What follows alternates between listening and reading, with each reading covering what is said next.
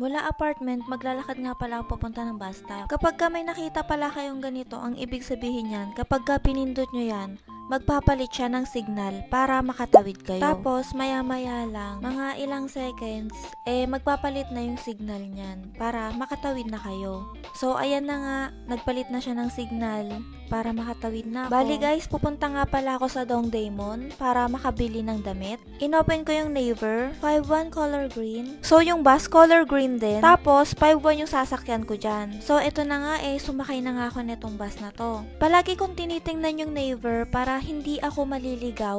Kung nalilito kayo kung paano gamitin ang Naver map, bilangin nyo kung ilang beses siya hihinto sa may bus stop. May makikita ka rin pala dito na kung ano yung next na hihintuan. Halimbawa, Yongshin, K55, nandyan na ako. Sunod, Xinjiang. Tapos, Songtan class ako bababa. Kung sakali pa rin nalilito kayo, ang kailangan nyo lang gawin, bilangin nyo na lang kung ilang beses hihinto yung bus sa stop bus. Pag pang-apat na beses na huminto yung bus, nakalagay dyan kasi for stop, dun na kayo bumaba sa may pang-apat na bus stop. Magtatap muna ulit bago bababa. Tapos, kailangan kapag malapit ka na sa may bus stop, na paghihintuan mo, kailangan nakaredy ka ng nakatayo at mag-tap ng card. Yung kulay blue na yan yung basehan ko kung paano ako makakapunta sa may Songtan. Yung tuldok-tuldok kasi na yun, ibig sabihin niyan, lalakarin mo. So guys, nandito na ako sa may nakalagay loob. Dyan, line 1, color blue.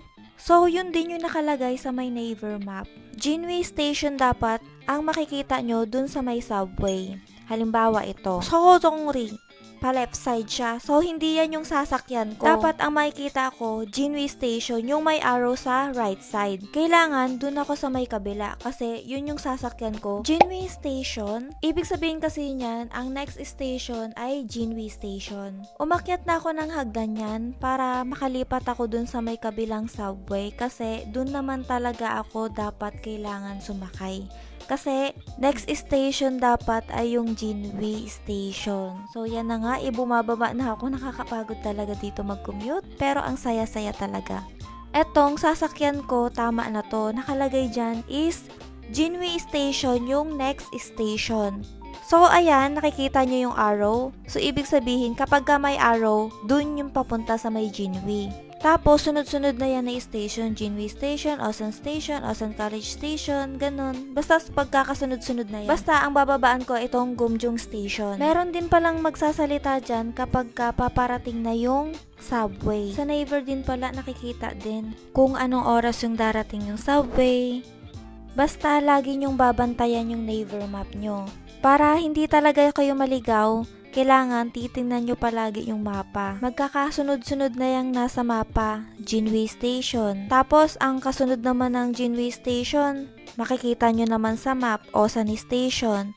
So, dumaan na tayo sa may Osan. Basta tingnan nyo lang yung pagkakasunod-sunod, tingnan nyo yung mapa na yan. Hanggang sa marating nyo yung nakalagay na get off. Kasi kapag nakalagay yung get off, doon na tayo mismo bababa. Get off, Gumjung Station. Palagi nyo pa rin titingnan itong Naver map. Kasi makikita nyo naman dyan kung nasa na kayo, para hindi kayo maliligaw. Ito na, nasa Gumjung Station na ako, bababa na ako. So, ibig sabihin, magta-transfer ako sa may kabila. Line 4 is sky blue. Ang next station dapat na makikita ko ay Bongyu.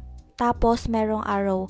So, ibig sabihin, tama na tong sasakyan ko kasi Bongyu ang nakalagay dyan. Bongyu Station. Uulitin ko kapag merong arrow, yun yung sasakyan nyo na nakalagay sa my Naver map. Pag umaga nga pala, rush hour din dito. Hindi naman ako naliligaw kasi yung bus at subway, merong number at color, pati rin naman sa my Naver, napaka-accurate talaga. Dongdaemun History ang bababaan ko. So, may makikita ka rin naman dyan sa may subway, Dongdaemun History and Culture. So, bababa na ako dyan. Tapos, syempre, maglalakad ako at titingnan ko pa rin yung Naver. Palagi kong tinitingnan yan. Basta tingnan nyo palagi yung Naver. Kasi yung iba naliligaw pa rin daw. Tapos, dito sa may Korea, pag commute, dapat palagi kang nakaredy. Yung card mo, lagi nakareding mag-tap. Kasi may naghihintay sa likod. Tapos, pupuntahan ko na yung gusto kong puntahan na mall. Kasi marami nagsasabi, dito daw sa may Dongdaemun, mura lang naman yung mga bilihin. Nasa 10,000 won, 5,000 won, mga ganun lang. Pero kapag quality talaga, mahal. Eto na, naglalakad na ako dahil pupuntahan ko yung mall na gusto kong puntahan kasi sabi nila mura nga daw. Etong Naver map, palagi ko lang yung sinusunod para makarating ako dun sa may gusto kong puntahan. So, malapit na ako.